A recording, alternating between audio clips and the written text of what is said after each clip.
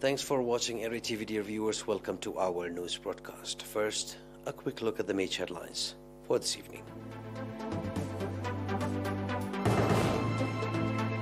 14 diagnosed positive for COVID-19 in tests carried out today. Messages of condolences on passing away of Mr. Ramadan Mohammed Noor.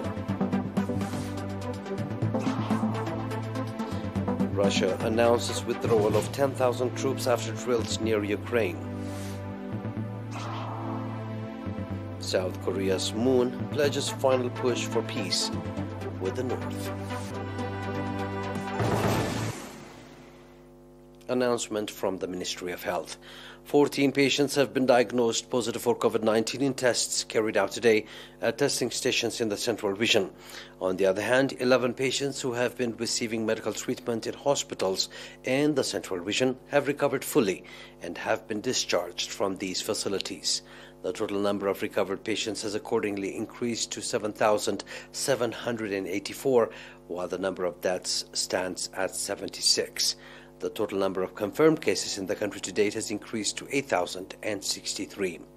Ministry of Health, Asmara, 3 January 2022.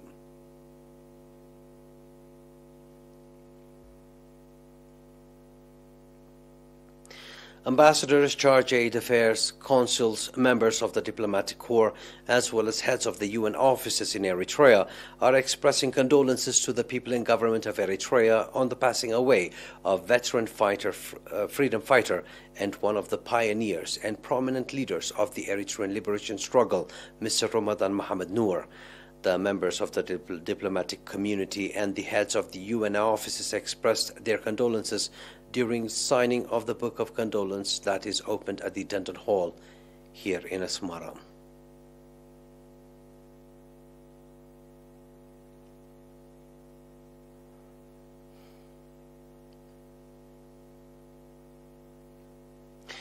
As part of the program charted out to ensure environmental sanitation, 26 villages in Safira, Sabiraso, Garbinaba, and Garibosa administrative area at the subzone have fully implemented the program. At recognition ceremony conducted recently, Mr. Kiros Gabramariam, Managing Director of Adghaya subzone, indicated the significance of the ensuring professional and communal hygiene in asserting community health, commending villages for fully implementing the program. He called for its sustainability. Public health representative in the area, Mr. Temesgen Melako, on his part, said that 80% of communicable diseases can be prevented by introducing environmental health program, which should be emulated by other villages. Residents on their part expressed conviction to ensure the sustainability of the environmental sanitation program in their area.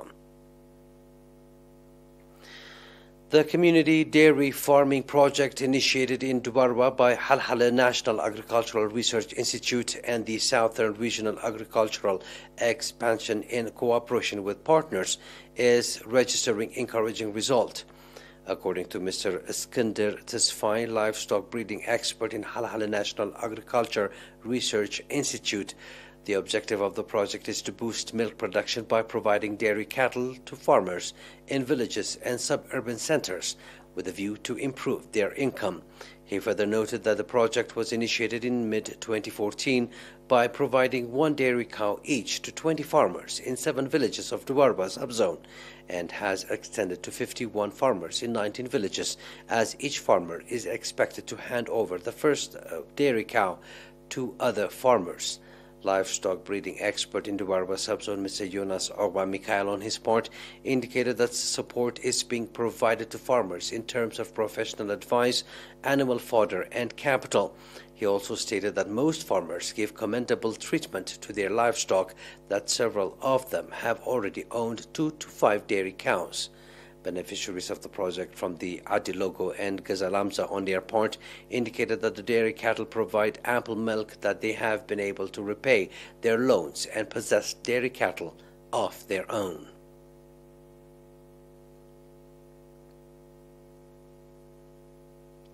That was our domestic news. Please stay tuned for the international right after the short break.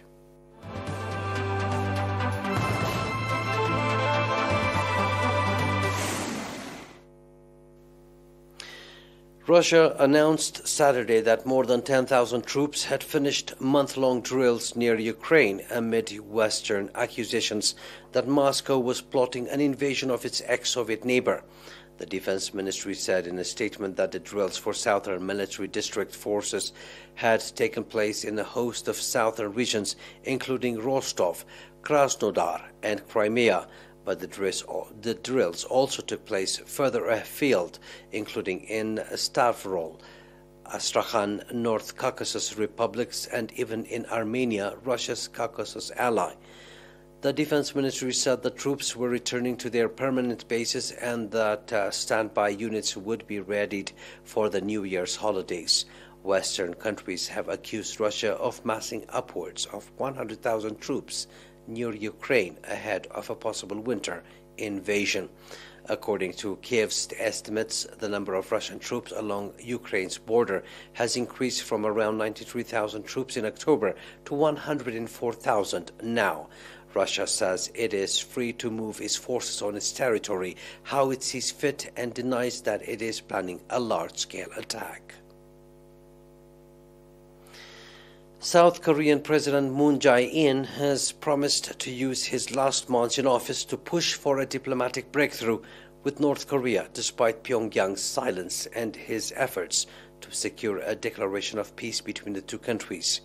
In his address on New Year's Eve, North Korean leader Kim Jong-un focused on jump-starting the economy and improving people's lives, marking 10 years in power. He made no mention of Moon's calls for a declaration officially ending the 1950-1953 Korean War or stalled denuclearization talks with the United States. Moon held multiple summits with Kim, including one in Pyongyang during a flurry of negotiations in 2018 and 2019, but the process faltered amid disagreements over international demands that the North surrender its arsenal of nuclear weapons and Pyongyang's call for Washington and Seoul to ease sanctions and drop other hostile policies.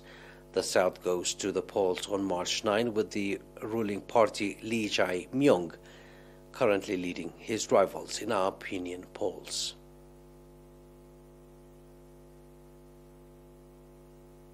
Please stay tuned now for the recap of tonight's headlines.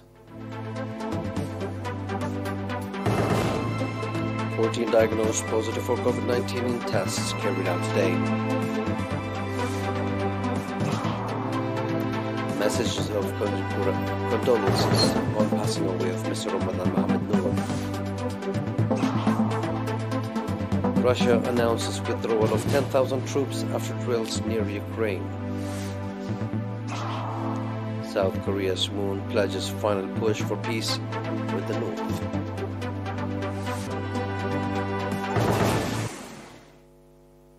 And that was our news for tonight, dear viewers. It is good night from us.